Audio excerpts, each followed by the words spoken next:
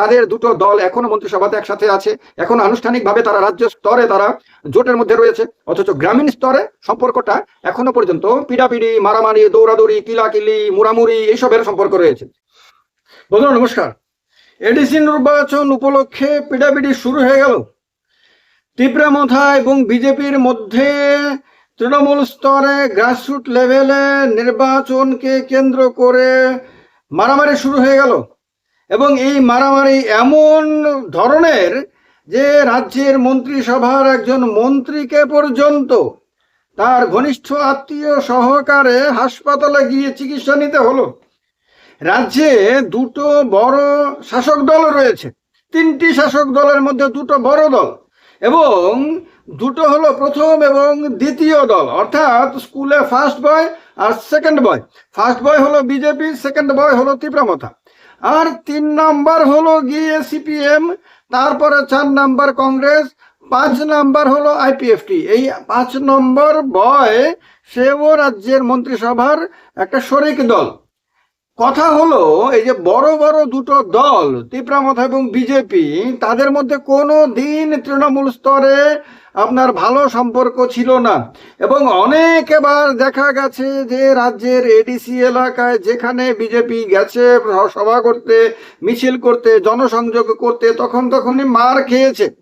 এবার যখন এডিসির ভোটের দামামা বেজে গেছে, যখন বিজেপি সর্বশক্তি নিয়ে ঝাঁপিয়ে পড়ে এডিসি যে কোনো মূল্যে তীব্রামথার দখলমুক্ত করে বিজেপির শাসন প্রতিষ্ঠা করতে চায়, এবং জানিয়ে দিয়েছেন নেতারা যে এবার বিজেপি জিতবেই, মথা এবার আর এডিসিতে ক্ষমতায় আসতে পারবে না, তখন আবার শুরু হয়েছে আবার ভয়ঙ্কর রকম। কারণ গতকালকের যে আক্রমণ, সেই আক্রমণে অভিযোগ তো তীব্রামথার দিকেই, যে তীব্রামথার কর্মীরা, সমর্থকরা মিলে এই রাস্তা অবরোধ করেছিল, তারা এই গাড়ির ওপরে হামলা করেছিল ইত্যাদি অভিযোগগুলো তো তাদের দিকেই।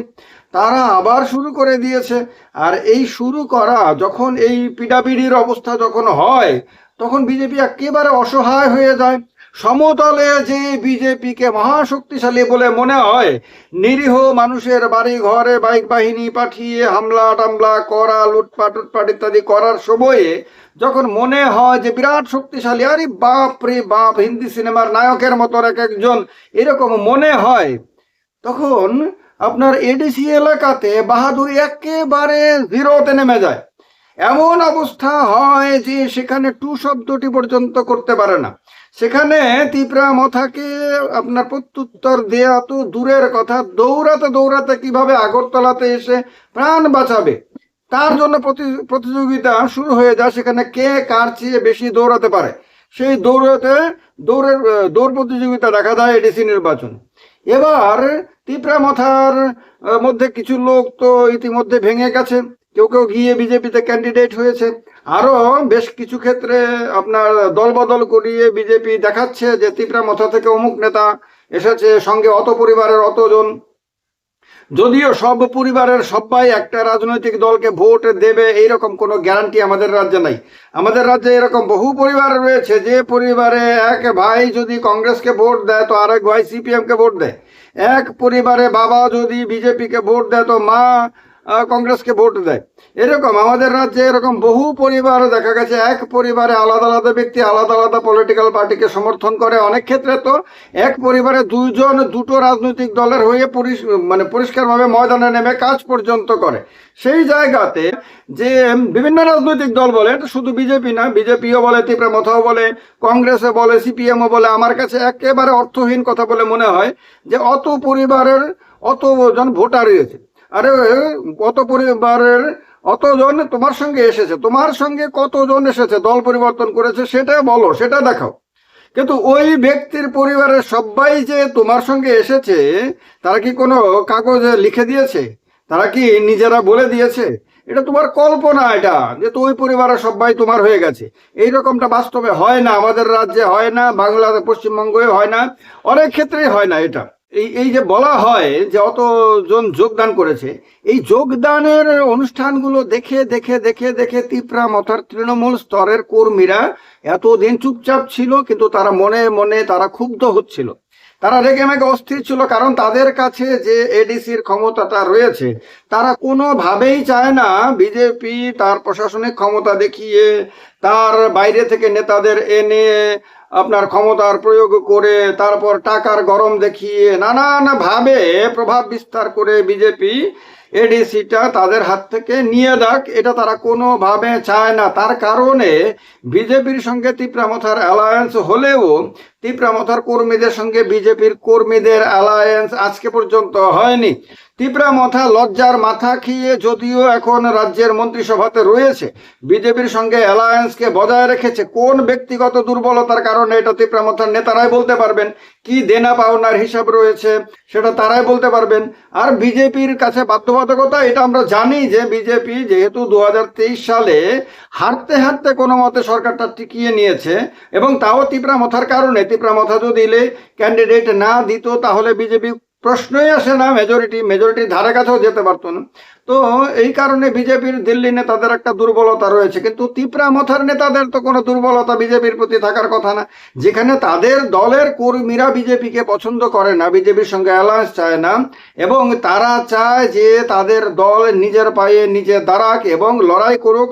যেমনভাবে এর আগে এডিসিতে দাঁড়িয়ে লড়াই করে এডিসি দখল করতে পেরেছে, তেমনভাবে বিধানসভাতে বা বিভিন্ন নির্বাচনে নিজে নিজে লড়াই করুক, এবং লড়াই করে তিপ্রাসা জনতার এবং এডিসি এলাকার সব ধরনের মানুষের সমর্থন নিয়ে তারা নিজেরা নিজেদের দলকে শক্তিশালী করুক।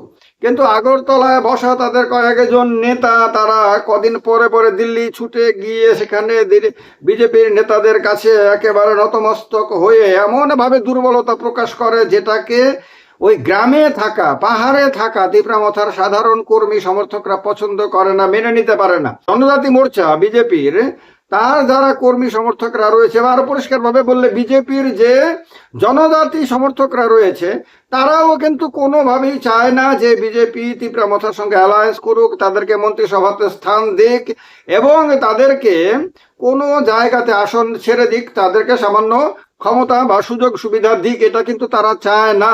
এবং তার কারণেই কিন্তু বিজেপির একজন মন্ত্রী যিনি গতকালকে আক্রান্ত হয়েছেন, তিনি কিন্তু একেবারে বেরিয়ে যাও এরকম হাত নেড়ে অপমানজনকভাবে তিপ্রামথাকে বলেছিল। অর্থাৎ তিপ্রামথার যে দুজন মন্ত্রিসভাতে আছে তারা যাতে একেবারে বেরিয়ে যাও মানে যেরকম ভাবে অনেক সময় অনেকে অপমান করে গেট থেকে মানুষকে তাড়িয়ে দেয়, এইরকম ভাবে কিন্তু। এবং সাধারণভাবে আমাদের মানুষের সমাজ জীবনে কি আছে, কেউ যদি তার গেট থেকে কাউকে তাড়িয়ে দেয় তাহলে ওই ব্যক্তি প্রতিজ্ঞা নেয় যে এই বাড়িতে আর এই জীবনে কোনোদিন ঢুকবো না। তো তিপ্রামথারও এই অভিমানটা থাকার কথা, এই সম্মান বোধটা, আত্মমর্যাদা বোধটা থাকার কথা। তিপ্রামথার নেতাদের তো সেই দিনই বলে দেওয়া উচিত ছিল যে একমাত্র অমিত শাহ বা নরেন্দ্র মোদী যদি বলেন যে ওই ব্যক্তি যিনি এইভাবে তাড়িয়ে দেওয়ার মতন করে তিপ্রামথাকে বেরিয়ে যেতে বলেছে, সেই ব্যক্তির কথাটা বিজেপির অফিসিয়াল কথা না, এবং ওই ব্যক্তিকে মন্ত্রিসভা থেকে বহিষ্কার করতে হবে। এটা যদি করে তাহলেই আমরা আবার মন্ত্রিসভাতে ফিরবো, আর না হলে আমরা মন্ত্রিসভাতে থাকবো না। এই রকম অপমানের সঙ্গে কোনো মন্ত্রিসভাতে মন্ত্রিত্ব করবো না, আমাদের কোনো ব্যক্তিগত দুর্বলতা নাই বলে তারা সেই দিনই কিন্তু বেরিয়ে যেতে পারতো। কিন্তু তারা বেরোয়নি, তারা সেই দিন থেকে এখনো পর্যন্ত তারা এই অপমানকে গিলে খেয়ে লজ্জার মাথা খেয়ে তারপরেও তারা মন্ত্রিসভাতে রয়ে গেছে। এটা না বিজেপির কর্মীরা পছন্দ করছে এবং ব্যঙ্গ বিদ্রুপ করছে। গ্রামে টামে যেখানে যাবেন, যেখানেই শুনবে মানুষের মধ্যে কথার মধ্যে, তখন তারা মানুষ ব্যঙ্গ বিদ্রুপ করে। তিপ্রামথার কর্মীরাও এত অপমান বোধ করে, তারাও বিষয়টাকে একেবারে ভালোভাবে নিচ্ছে না। তো এইরকম একটা অবস্থাতে এই মোড়ামুড়ি অন্ততপক্ষে এডিসি নির্বাচন শেষ হয়ে গেলে পরেও বন্ধ হবে বলে কোনো লক্ষণ, কোনো ঘোষণা কিন্তু পাওয়া যাচ্ছে না। আর কিছু সংখ্যক মানুষ যেন এর মধ্যেই আনন্দ খুঁজে পাচ্ছেন। তারা মানে বিজেপিকে মানে এডিসিতে প্রচার করতেই দেবে না, এইরকম যেন তাদের মধ্যে একটা প্রতিজ্ঞা নিয়ে নিয়েছে। তারা যে বিজেপিকে ঢুকতেই দেবে না, জেতা না জেতা তো পরের কথা, যে মানুষের কাছে গিয়ে যে ভোট চাওয়া এইটাই তারা করতে দিতে রাজি না। তার কারণে ইতিমধ্যে তারা শুরু করে দিয়েছে অপারেশন। আর এই অপারেশনটা বিজেপির এবারে এডিসি জয়ের ক্ষেত্রে সবচেয়ে বড় বাধা। বাদ বাকি হিসাব তো সেকেন্ডারি। তিপ্রামথার গ্রাউন্ড স্তরের কর্মীদেরকে মোকাবেলা করে তাদেরকে বুঝিয়ে শুনিয়ে গিয়ে মানুষের ঘর পর্যন্ত প্রচার করাটা, এইটা করতে পারাটাই বিজেপির কাছে ত্রিপুরার মাটিতে এই মুহূর্তে বৃহত্তম চ্যালেঞ্জ। যদি এই চ্যালেঞ্জটা বিজেপি মোকাবেলা করতে পারে, যদি বিজেপি ত্রিপুরা মাথাকে হয় বুঝিয়ে শুনিয়ে অথবা প্রশাসনিকভাবে আপনার নরম করে তারপরে যদি মানুষের ঘর পর্যন্ত যেতে পারে, আর একেবারে আমি বললাম এক্সট্রিম জায়গাগুলো পর্যন্ত, যে গ্রাম পাহাড় মানে মাইলের পর মাইল যদি গিয়ে তারা প্রচারটা ঠিক মতো করতে পারে, তাহলে বিজেপির ত্রিপুরার মাটিতে যে ডমিনেন্স আছে এটাও প্রমাণিত হবে। ত্রিপুরা বিজেপির যে গ্রহণযোগ্যতা আছে মানুষের কাছে এটাও বোঝা যাবে। তিপ্রাসা জনতার মধ্যে বিজেপিকে ভালোবাসার মতন লোক আছে এটাও প্রমাণিত হবে। আর বিজেপি তার প্রতিফলন ভোটের বাক্সে মানে ইভিএম মেশিনেও দেখতে পাবে। এগুলো কি ঘটবে? তিপ্রাসা জনতার কাছে শেষ পর্যন্ত কি বিজেপি মানে গিয়ে প্রচার করতে পারবে, না মুরামুরি কিলাকিলির এই যে প্রক্রিয়া ত্রিপুরা মাথার কর্মীরা শুরু করেছে, এইটা কি তাদেরকে শেষ পর্যন্ত ভোটের প্রচারটা পর্যন্ত করতে দেবে না? আপনাদের অভিজ্ঞতা কি বলে সেটা কমেন্ট বক্সে কমেন্ট করে জানাবেন। ভিডিওটা ভালো লাগলে লাইক করবেন, ভালো না লাগলে লাইক করবেন না, শেয়ার করে দেবেন, আর বেশি সংখ্যক মানুষের সঙ্গে এই চ্যানেলটাকে যুক্ত করবেন। চ্যানেলটাকে সাবস্ক্রাইব না করে থাকলে সাবস্ক্রাইব করে সঙ্গে থাকবেন। যত খুলম খাওয়া, সবাইকে নমস্কার।